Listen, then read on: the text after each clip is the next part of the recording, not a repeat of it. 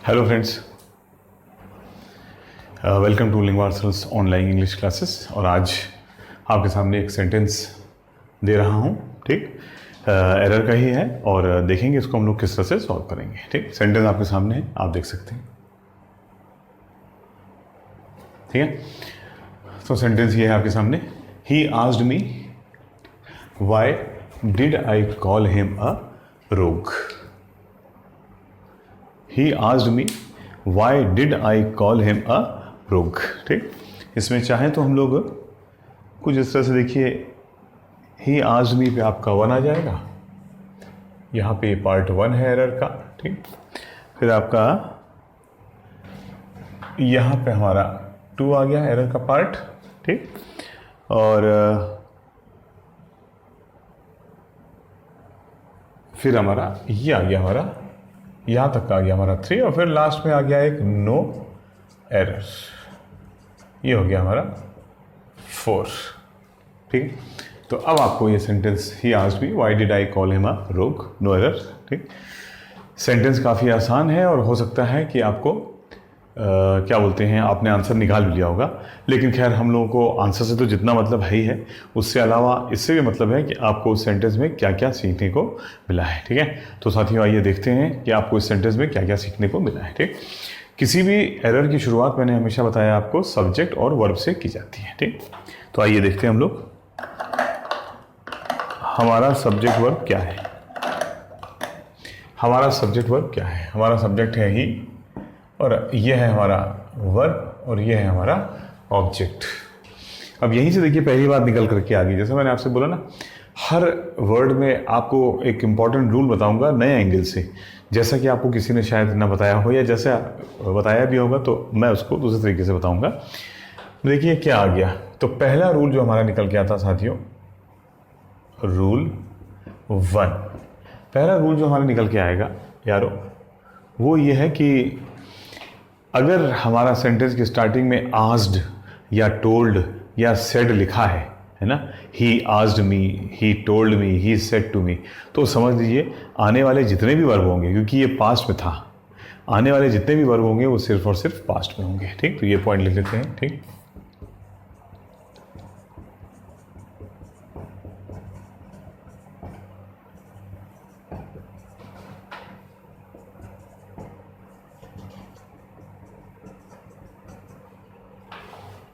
written at the start.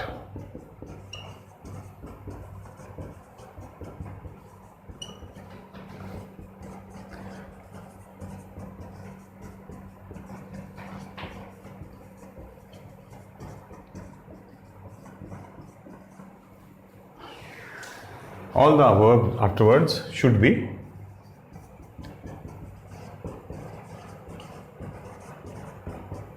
याद रखिएगा क्या लिखा है साथियों, मैंने आपको जरा पढ़ लीजिए इसको फटाफट जल्दी से, ठीक। If asked, told, said is written at the start, अगर सेंटेंस के स्टार्टिंग में ही हमारा आस्क्ड या टोल्ड या सेड आ रहा है, ठीक, तो ग्रामर साफ साफ कहती है कि eight the start all verbs afterwards, सारे के सारे वर्ड जो बाद में आएंगे वो सब के सब सिर्फ और सिर्फ पास्ट में ही होंगे, all of them will be in the past.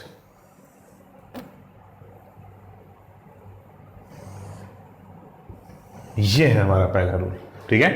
Rewind करके दोबारा देख लीजिएगा, दोबारा नहीं बताऊंगा, ठीक है। बस एक बार रिपीट करता हूँ, आज, टोल्ड, सेड अगर स्टार्टिंग में आ रहा है तो उसके बाद में जितने वर्ब भी आएंगे वो सब के सब सिर्फ और सिर्फ पास्ट में होंगे। रूल नंबर 1 चेक कर लेते हैं। इस ही आज मी के बाद में आया है हमारा ये डिड, और ये पास्ट में। फिर आप कहेंगे कॉल, ये तो V1 है, ठीक। तो भैया इसका हेल्पिंग वर्ब है ना, ये क्या है, डिड हमारा हेल्पिंग वर्ब है, ठीक। तो डिड हेल्पिंग वर्ब के मेन वर्ब क्या आता है, V1, ठीक। तो ये आपको वही सीख कितनी बार मैं दूंगा कि हेल्पिंग वर्ब अगर आ रहा है तो हेल्पिंग वर्ब डिसाइड करता है कि सेंटेंस पास्ट, प्रेजेंट, फ्यूचर और सिंगुलर प्लूरल कैसे बनेगा ना। मॉडल्स होते हैं ना, वो मूड बताते हैं सेंटेंस का, ठीक। तो रूल नंबर 2 हम लोग लिख लेते हैं। रूल नंबर 2 क्या है,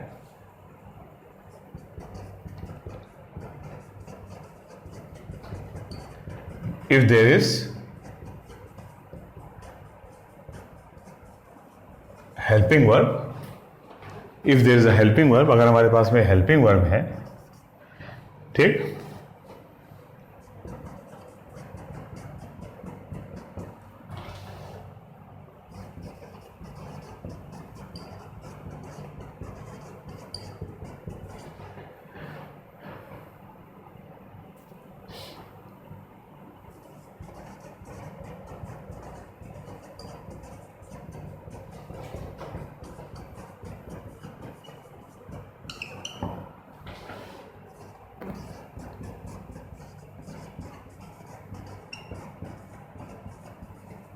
यानी टेंस एंड नंबर, ठीक।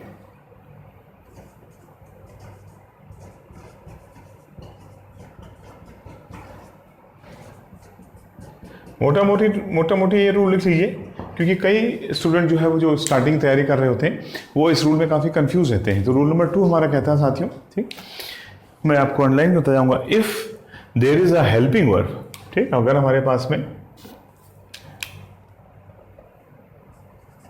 If there is a helping verb, अगर हमारे पास में हेल्पिंग वर्ब है, ठीक,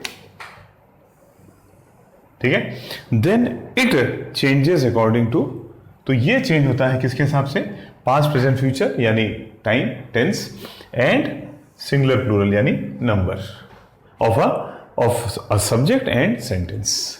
यानी अगर हमारे पास में हेल्पिंग वर्ब है तो वो हमारे सेंटेंस के सिंगुलर प्लूरल के हिसाब से और पास्ट प्रेजेंट फ्यूचर के हिसाब से चेंज होगा, न कि मेन वर्ब। और मेन वर्ब क्या करता है, मेन वर्ब हेल्पिंग वर्ब के हिसाब से चेंज होता है। मेन वर्ब जो है वो सेंटेंस को नहीं देखता। फिर देखिए, अगर हमारे पास में एक ही वर्ब है, ठीक, तो वो तो हमारे सब्जेक्ट के हिसाब से चलेगा, और अगर हमारे पास में 2 वर्ब या 2 से ज्यादा वर्ब हैं तो केवल पहले वाला, याद रखिएगा, पहले वाला फर्स्ट हेल्पिंग वर्ब HV1, तो पहला हेल्पिंग वर्ब ही हमारे सब्जेक्ट के हिसाब से सिंगुलर प्लूरल या सेंटेंस के हिसाब से पास्ट प्रेजेंट फ्यूचर में चेंज होगा, और उसके बाद में जितने भी वर्ब आएंगे वो उस हेल्पिंग वर्ब के अकॉर्डिंग चेंज होते हैं। ठीक है, ये आगे आप करोगे समझ में आएगा। फिलहाल ये कि ये देखिए यहीं पे आ रहा है ना, मैंने आपसे बोला था कि ही आस्क्ड मी से क्लियर है कि हमारा सेंटेंस पास्ट में है। ठीक, आस्क्ड लिखा है, पास्ट है, तो ग्रामर कहती है कि अगर आस्क्ड, टोल्ड और सेड लिखा है तो यानी क्लियर है कि घटना पास्ट की है, तो आने वाले जितने वर्ब होंगे आगे वो सब के सब भी पास्ट में ही होंगे। तो ये हमारे पास में एक डिड हेल्पिंग वर्ब आ गया हमारा एक पास्ट में। ठीक, और जो मेन वर्ब है वो अब पास्ट फॉलो नहीं करेगा, क्योंकि उसको मेन सेंटेंस से मतलब नहीं है। मेन वर्ब जो आता है उसको सिर्फ अपने हेल्पिंग वर्ब से मतलब होता है, वो उसके हिसाब से चेंज होता है। तो यहाँ पे आपको पता ही होगा कि डू डज डिड का रूल ये है कि डू डज डिड के बाद में आने वाला जो भी मेन वर्ब होगा वो किस में रहेगा, वर्ब के फर्स्ट फॉर्म में रहेगा। ये तो आप जानते होंगे, अभी मैं लिख भी दूंगा थोड़ा सा, तो ये तो क्लियर है साहब, ये आया। ठीक है, बस इसके अलावा इसमें कोई और वर्ब नहीं है, यानी 2 वर्ब आए और दोनों पास्ट में है, तो एक हिसाब से तो सेंटेंस में अभी तक कोई एरर नजर नहीं आया है। अब देखते हैं, ही आस्क्ड मी, ये एक पार्ट ऑफ द सेंटेंस हो गया, और यहां से आ गया हमारा वाई। ठीक, यानी ये क्वेश्चन करा, उसने मुझसे पूछा था क्यों, ये हमारा एक क्वेश्चन है। ठीक, ये इंटरोगेटिव सेंटेंस के ऊपर डिपेंड करता है, अदरवाइज एडवर्ब मान लिए जाते हैं। ठीक, तो ये हमारे पास में एक WH इंटरोगेटिव वर्ड्स होते हैं वैसे, मतलब इनकी अलग, अगर आप कंफ्यूज नहीं होना चाहते तो इनको इंटरोगेटिव वर्ड्स जान लीजिए। ठीक है, ये क्या है, हमारे इंटरोगेटिव वर्ड्स हैं। ठीक है, तो इंटरोगेटिव वर्ड के बाद में, ठीक, मैं लिखवा देता हूं इस पॉइंट को एक बार आपके लिए। 2 रूल हो गए, देखिए मिटाता हूं, रूल नंबर 3 पे आते हैं। देखिए रूल आते जाएंगे, आपने आंसर निकाल लिया है, कोई बात नहीं, जो मैं रूल सिखा रहा हूं उनको याद करते जाइए। ठीक, इस को रिवाइंड करके इसको एक बार फिर से देखिएगा, बहुत कुछ गेन होगा इसमें, कम से कम 7-8 रूल आएंगे इंपॉर्टेंट। तीसरा पॉइंट हमारा निकल के साहब ये आया कि WY जो है वो हमारा एक क्वेश्चन करने वाला इंटरोगेटिव वर्ड है। तो अंग्रेजी भाषा में कुल मिलाकर के मैंने आपको शायद पहले बताया 5 + 4 9 इंटरोगेटिव वर्ड्स होते हैं जो एक क्वेश्चन कर सकते हैं। 9 इंटरोगेटिव वर्ड्स ओनली। पूरी अंग्रेजी में क्या होता है, रूल नंबर 3, 9 इंटरोगेटिव वर्ड्स। ठीक है, ये सब ग्रामर कोई नहीं पढ़ाता है जो मैं पढ़ा रहा हूं। ठीक है, 9 इंटरोगेटिव वर्ड्स, और मेरे अपने कुछ अपने बनाए रूल हैं। ये देखिए, ऐसा रूल आपको किताब में नहीं मिलेगा। इन 9 में से 8 WH हैं और एक HW है। तो अंग्रेजी भाषा में सिर्फ 9 ही वर्ड ऐसे हैं जो इंटरोगेटिव वर्ड्स के रूप में, यानी किसी से कोई क्वेश्चन कर सकते हैं। ठीक है, शायद पहले भी लिखा चुका हूं, और नहीं तो फिर लिख लीजिए। ये 9 कौन कौन से हैं?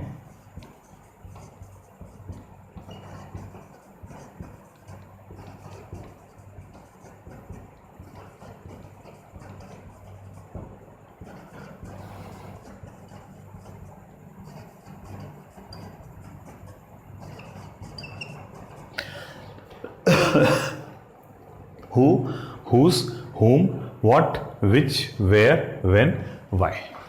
ठीक, डिटेल में नहीं जा रहा हूँ। इन सब का किस दिन इंटरोगेटिव वर्ड्स का पूरा एक क्लास ले लूँगा 1 घंटे का, और उसमें आपको सारे इंटरोगेटिव वर्ड्स का क्या रूल्स होते हैं वो क्लियर कर दूंगा। ठीक, अपने ऑफलाइन में तो मैं लेता ही लेता हूँ, आपके यहाँ पे भी ले लूँगा। ठीक है, तो ये 9 इंटरोगेटिव वर्ड्स हो गए और एक HW हो गया हाउ। ठीक, तो ग्रामर में 9 ही ऐसे शब्द हैं जो कोई प्रश्न कर सकते हैं, इसके अलावा कोई दूसरा वर्ड नहीं होता है। फिर तरीका वही होता है कि वर्ब को सब्जेक्ट से पहले ले आओ, तब आप लास्ट में क्वेश्चन मार्क लगा सकते हो। ठीक है, वो अलग इशू है। बहरहाल 9 इंटरोगेटिव वर्ड्स ही हो गए। अब इनका रूल क्या है, ये क्वेश्चन कैसे लगाते हैं, ये कैसे लगाते हैं, यानी ये WH, तो इसका रूल देखिए क्या है। सबसे पहले क्वेश्चन आएगा, यानी WH या HW, ठीक, प्लस उल्टा, क्योंकि क्वेश्चन मार्क जब भी लगेगा साथियों तो वर्ब पहले आएगा और सब्जेक्ट उसके बाद में आएगा। नहीं मालूम तो अब जान लीजिए। ठीक है, WH HW plus verb plus subject, और लास्ट में क्या आ जाएगा, क्वेश्चन मार्क, तभी तो क्वेश्चन बनेगा। जैसे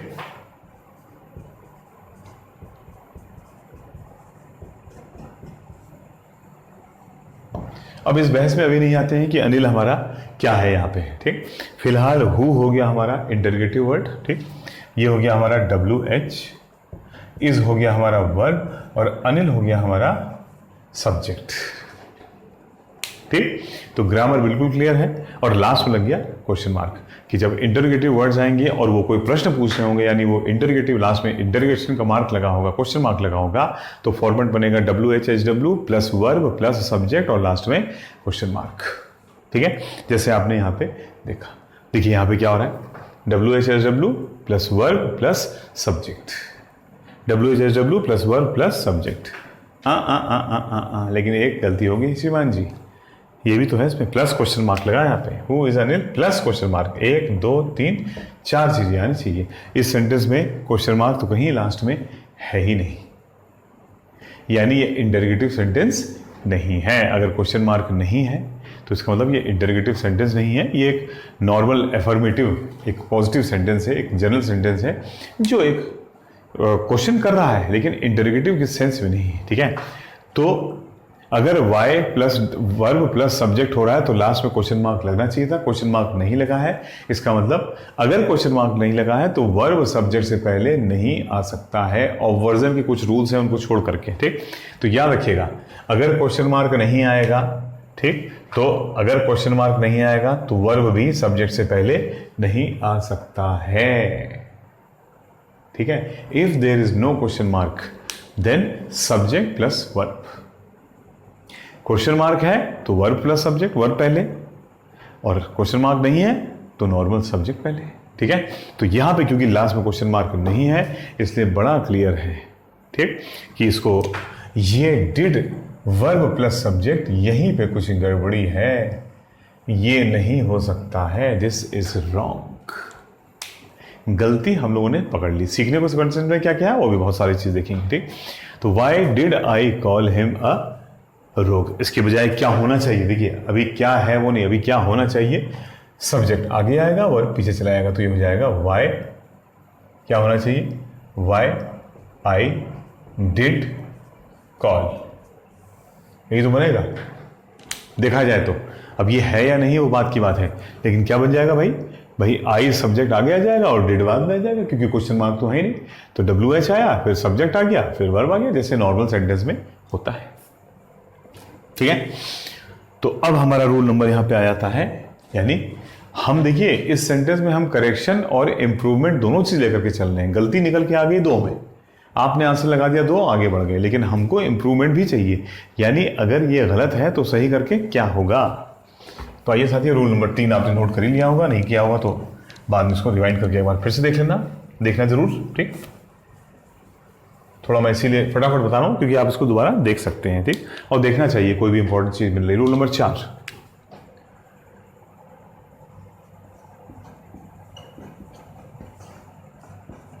अब रूल नंबर 4 हमारा क्या कहता है, ये आपने लिखा है वाई आई डिड कॉल। भैया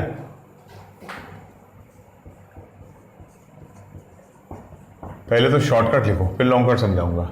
डू डज डिड अगर हेल्पिंग वर्ब हैं, जैसे यहां पे देखिए हेल्पिंग वर्ब ही है क्योंकि मेन वर्ब हमारा कॉल चल रहा है, ठीक। ग्रामर कहती है, क्या कहती है, ग्रामर कहती है कि डू डज डिड अगर हेल्पिंग वर्ब है तो उसके बाद में प्लस 3 चीजें होती हैं, क्या, नंबर 1 नॉट या क्वेश्चन मार्क आएगा, ठीक, यानी डू डज डिड अगर आप हेल्पिंग वर्ब के रूप में यूज कर रहे हैं तो उसके बाद में क्या आना चाहिए, नॉट, ठीक, नॉट कहीं ना कहीं एक जरूर आएगा, या लास्ट में क्वेश्चन मार्क आएगा, ठीक। और इसके अलावा चौथी चीज क्या होगी, प्लस थोड़ा लिख लें, एंड V1, और जो मेन वर्ब होगा वो किस में आ जाएगा, वर्ब के फर्स्ट फॉर्म में आ जाएगा, ये तो आपको पता ही होगा, ठीक। डू डज डिड के बाद में जो मेन वर्ब होगा वो फर्स्ट फॉर्म में आ जाएगा। गोया इसका क्या मतलब हो गया, ये शॉर्टकट था।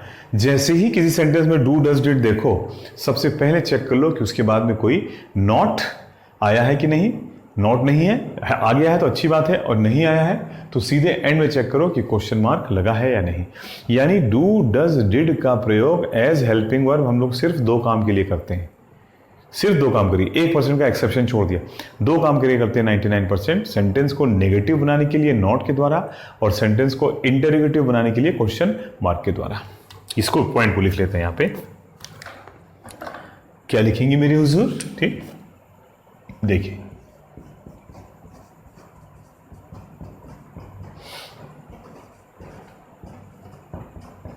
शॉर्ट में लिख रहा हूं, आप खुद समझ सकते हैं, ठीक। Do does did as helping verb, ठीक, do does did as helping verb,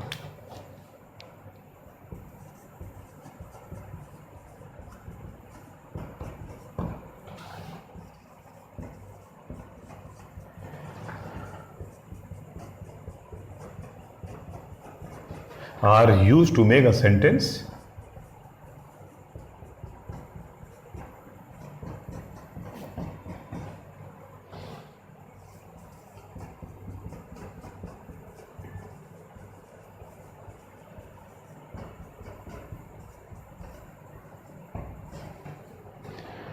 ये पॉइंट जरूर नोट कर लो साथियों और अच्छे तरह से इसको समझ लो, ठीक है। क्या लिखा है जरा देखो, इसमें लिखा है do does did as helping verb, do does did as helping verb are used to make a sentence, का इस्तेमाल किया जाता है एक सेंटेंस को बनाने के लिए नेगेटिव, कैसे, नॉट लगा करके, जो मैंने आपको बता दिया, प्लस नॉट, और इंटरोगेटिव, या इंटरोगेटिव कैसे, क्या लगा के, क्वेश्चन मार्क लगा के, ये क्वेश्चन मार्क, ठीक। तो ये पॉइंट याद रखिएगा। डू डज डिड का ग्रामर में एक ही रोल है, एक सेंटेंस को नेगेटिव बनाना, ठीक। अब मैं इसकी डिटेल में नहीं आ रहा हूं अभी। आई नो हिम को अगर नेगेटिव बनाना हो तो हम बोलेंगे I do not know him, ठीक, या आई वेंट टू बॉम्बे, अगर इसको नेगेटिव बनाना होगा तो हो जाएगा I did not go to Bombay. क्यों चेंज हो रहा, कैसे हो रहा, वो बात का इश्यू है, ठीक, ठीक है। और या इंटरगेटिव बनाना है तो हम लोग do you like Anil, question mark, क्या तुम अनिल को पसंद करते हो, ठीक, ये पॉइंट है, ठीक है। तो हमने क्या अंडरलाइन किया साथियों, हमने अंडरलाइन किया कि डू डज डिड है, हेल्पिंग वर्ब है, तो उनका काम क्या है, सेंटेंस को क्या बनाना, नेगेटिव नॉट लगा के और इंटरगेटिव क्वेश्चन मार्क लगा के, ठीक है। अब ये मैं क्यों लिखा रहा हूं, यहां पे लगाइए, why I did call him a rogue, did लगा है एज हेल्पिंग वर्ब, ये हेल्पिंग वर्ब है यहां पे, जो हमने सही किया अभी, अब वो सही है या नहीं वही तो देख रहे हैं। ये हेल्पिंग वर्ब है यहां पे, क्या इसके बाद में कहीं नॉट लगा है, उसके पहले, बाद में छोड़िए, पहले भी नहीं लगा है, ठीक। और क्या लास्ट में क्वेश्चन मार्क लगा है? No not, no question mark, तो नो, डू, डज, डिड। अगर नॉट नहीं है, क्वेश्चन मार्क नहीं है, तो डू, डज, डिड भी नहीं होना चाहिए, यानी ये डिड यहाँ पे गलत है, इसको होना ही नहीं चाहिए, क्योंकि ना इसमें नॉट लगा है ना इसमें क्वेश्चन मार्क लगा है, ठीक। तो यानी फिर एक बात निकल के आ गई भैया, ये डिड हमको हटाना पड़ेगा, ठीक। अब डिड हमने हटा दिया, और ग्रामर क्या कह रही है? ग्रामर कह दी, फिर देखिए वही बात, ग्रामर कह रही है कि ये आस्ड पास्ट था, जो हमने रूल नंबर 1 लिखा था। आस्ड, सेड और टोल्ड अगर पास्ट में चल रहा है तो आने वाले सारे वर्ड पास्ट में होने चाहिए। डिड हटा दिया गया है जो सेंटेंस को पास्ट बना रहा था, तो हमको कॉल को ही पास्ट में चेंज करना पड़ेगा, यानी ये क्या हो जाएगा? कॉल के बजाय यहाँ पे क्या लगा देंगे हम लोग? कॉल्ड कर देंगे।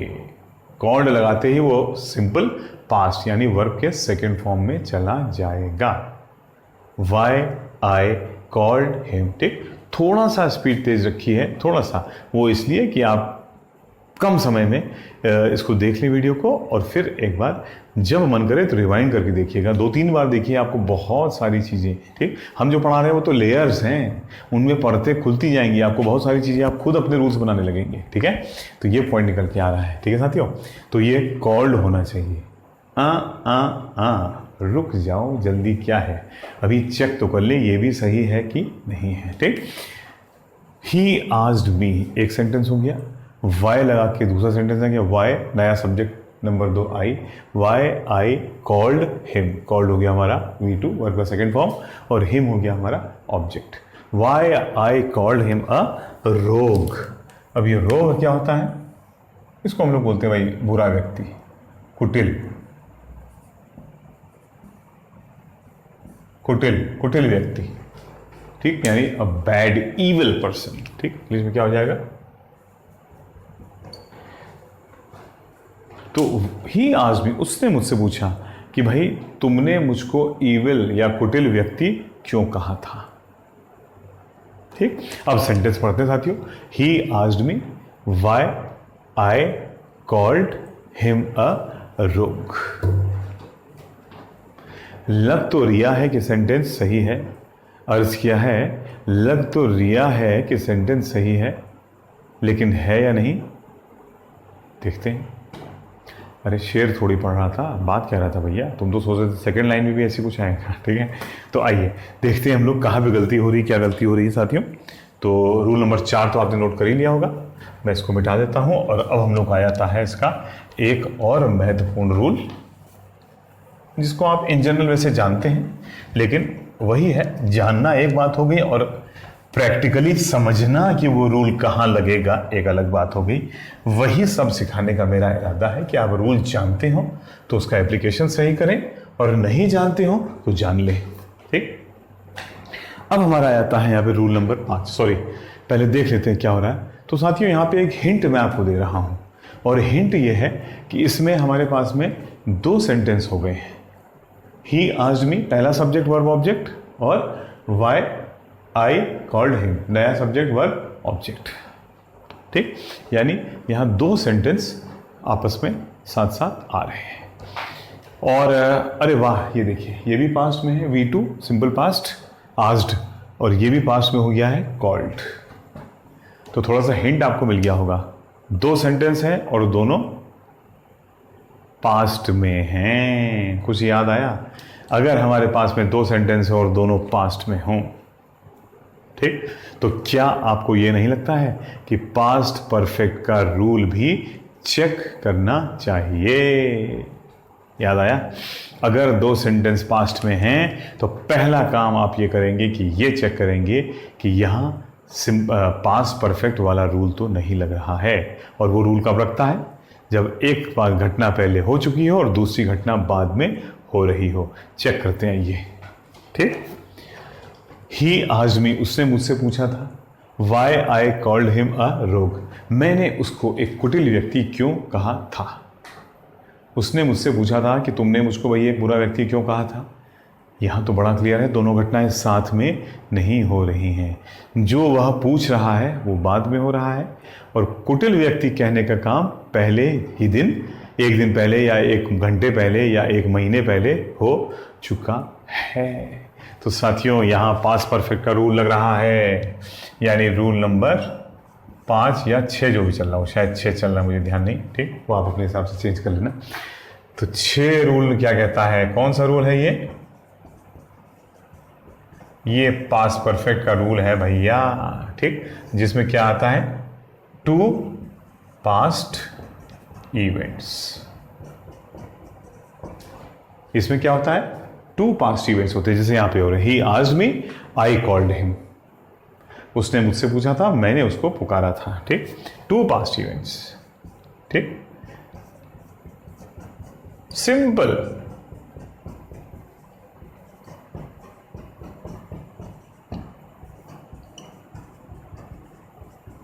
बिल्कुल सिंपल।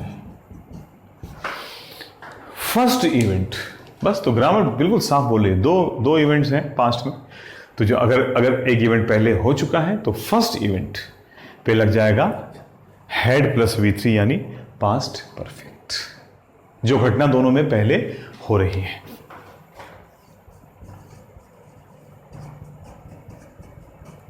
और सेकेंड इवेंट पे क्या लगता है, ठीक, ये भी ध्यान रखिएगा, सिंपल पास्ट या पास्ट इंडेफिनिट जिसको बोलते हैं।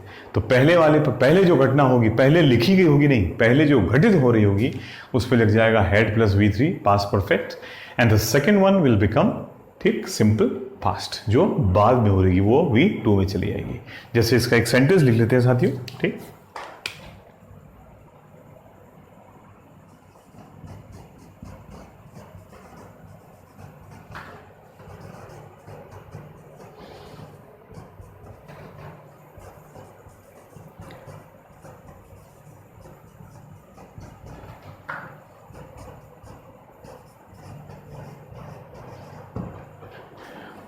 देखिए क्या लिखा है, Anil came after I had eaten my food. Anil came after I had eaten my food. दोनों घटनाओं बताओ पहले कौन सी घटना हुई। ये कह रहा है अनिल आया था आफ्टर, पहले तो ये आफ्टर बड़ा इंपॉर्टेंट रोल प्ले कर रहा है, जो हमसे कह रहा है कि इनमें एक घटना पहले हुई है और आफ्टर एक घटना बाद में हुई है। अनिल आया था के बाद, ठीक, किसके बाद आया था, after I had eaten my food, जब मैं अपना खाना खा चुका था, अनिल उसके बाद आया था। इसका मतलब घटना नंबर 1 कौन सी है इसमें, मैं अपना खाना खा चुका था। ये है साथियों हमारा इवेंट 1, और अगर ये इवेंट 1 है तो ये हैड प्लस V3 में जाएगा, चला गया हैड प्लस V3। ये ज़्यादातर लोग जानते हैं, दूसरे वाले में कभी कभी कंफ्यूज हो जाते हैं। तो पहले वाले में लगा हैड प्लस V3 जो पहले हो चुका है, और जो घटना बाद में हुई है, देखिए ये है हमारा इवेंट नंबर 2। भले ही उसको पहले लिखा गया है, उसको पहले लिखा गया है, लेकिन वो घटना बाद में हुई। वो अनिल आया था बाद में, उसके पहले ही मैं अपना खाना खा चुका था। तो मैं वाला घटना चली गई इवेंट नंबर 1 में, हैड ईटन, और ये देखिए जो घटना इवेंट नंबर 2 है उसमें क्या आया है, केम आ गया है हमारा, ठीक, जो हमारा है V2, वर्ब का सेकंड फॉर्म, कम, केम, कम। तो पहले जो हुआ था उसमें had eaten, had plus V3 past perfect, और जो बाद में हुई है घटना जो पहले लिखी गई है लेकिन हुई बाद में है, उसमें V2 सिंपल पास्ट, केम, कम, केम, कम। ठीक है साथियों, तो ये बड़ा क्लियर है। तो ये मैंने क्वेश्चन आपको क्यों कराया, देखिए ये लास्ट वाले पॉइंट की वजह से। बहुत सारी चीजें सीखनी थी लेकिन अक्सर स्टूडेंट उसमें मार देता है। क्या मार देता है, यही आंसर लिख देता है, ही आस्क्ड मी व्हाई आई। और मान लीजिए इंप्रूवमेंट में दोनों ऑप्शंस आते हैं, तीनों आते हैं, ठीक, why did I call, why I called him, और why I had called him. तो बड़ा क्लियर है, आपको समझना पड़ेगा कि इन तीनों में, इस पूरे सेंटेंस में 2 घटनाएं हैं पास्ट में। क्या बोलते हैं, पहले मैंने उसको कहा है he called him, I called him a rogue, मैंने उसको एक बुरा व्यक्ति कहा था, ये घटना नंबर 1 है। और ही आज में फिर उसने मुझसे पूछा कि तुमने मुझको कल ऐसा क्यों कहा था, वो है घटना नंबर 2। ये है घटना नंबर 2, इसलिए V2 में चल रही है। और ये है घटना नंबर 1। आइए अब इसको लिख देते हैं, ये है इवेंट 1। और अगर ये इवेंट 1 है तो ये चला जाएगा हेड प्लस V3, ठीक। तो यहाँ क्या हो जाएगा, हेड प्लस V3। ओ, तो इसका मतलब ये क्या बन जाएगा, ये हो जाएगा why I had called him, why I had called him a rogue। ये आ गया हमारा had called, और ये हो जाएगा सिंपल पास्ट। तो लिखा ही हमारा सिंपल पास्ट, ये V2 है वर्ब का सेकेंड फॉर्म। ठीक है साथियों, तो ये बन जाएगा he asked me why I had called him a rogue। आप चाहें तो उसको पूरा लिख सकते हैं। ठीक, मेरे पास में समय हो चुका है 30 मिनट का, अब इससे ज़्यादा समय हम लोग इसको नहीं दे सकते हैं। तो साथियों, आज जो मैंने आपको ये कराया है, मुझे पूरी उम्मीद है कि आपको ये पसंद आएगा, समझ में आएगा, और क्या बोलते हैं, इससे आपको काफ़ी फ़ायदा होगा, क्योंकि 6 इंपॉर्टेंट रूल मैंने आपको इसमें कवर करवाए हैं। इस तरह से अगर मैं बता रहा हूँ, अगर मैं 50 सेंटेंस में करा दूँ ना, और हर एक में 5 से लेकर के 10 रूल होंगे, तो आप समझ सकते हैं कि वो सबसे इम्पॉर्टेंट, ठीक, कितने 50 बोले थे मैंने, तो 500, अरे भैया 300 से 500, ठीक, इम्पॉर्टेंट रूल्स आपको मिल जाए। और यही यकीन मानिएगा, ठीक, जो महत्वपूर्ण रूल हैं वो 100-200 के ऊपर नहीं आते। मैं चाहूँ तो एक दिन टॉप 100 आपको रूल्स दिखा करके 3-4 सीरीज में सारे इंपॉर्टेंट रूल्स कवर करवा दूँ। ठीक है, और बाकी फिर कुछ चीज़ें बच जाती हैं, ये मैं नहीं करूँ, जैसे प्रेपोजिशन के बाद में वर्ब के बाद में क्या प्रेपोजिशन लगेगा, ये सब चीज़ें रह जाती हैं कुछ चीज़ें। अदरवाइज जो रूल्स हैं सब्जेक्ट वर्ब के और आपके एडजेक्टिव से रिलेटेड और प्रोनाउन से रिलेटेड, वो सब के सब मिला करके मैं बता रहा हूँ 100 सबसे इंपॉर्टेंट है, फिर 100 और 200, 300, 400, 500 मैक्सिमम, उन्हीं के इर्द गिर्द पूरा ग्रामर घूमती है। बाकी जो आपको लिखाता आ रहा है, भैया नमस्ते, ठीक, हमको PhD नहीं करना, हमको ये एग्जामिनेशन निकालना है, हमको उतना पढ़ाओ, ठीक, जितने में हमारा एग्जामिनेशन निकल जाए। ठीक है, तो उसी हिसाब से मैं आपको पढ़ा रहा हूँ। ठीक है, चलिए 2 मिनट मैंने और फालतू की बातें कर ली आपसे। ठीक है, तो थैंक यू वेरी मच साथियों, फ्रेंड्स, और क्या बोलते हैं, बस अपनी पढ़ाई में रेगुलर रहिए, पढ़ते रहिए, और ये वीडियोस को देखिए ज़रूर, शेयर भी करिए, और दूसरे लोगों को बताइए। आप भी मोटिवेट होते हैं, हम भी मोटिवेट होते हैं, आपके दोस्त को फ़ायदा होगा तो भाई आपको भी फ़ायदा होगा। ठीक, और बाकी हमारे लिए तो अच्छा ही है, हम और मोटिवेट होंगे इससे। ठीक है, चलिए, थैंक यू वेरी मच, धन्यवाद।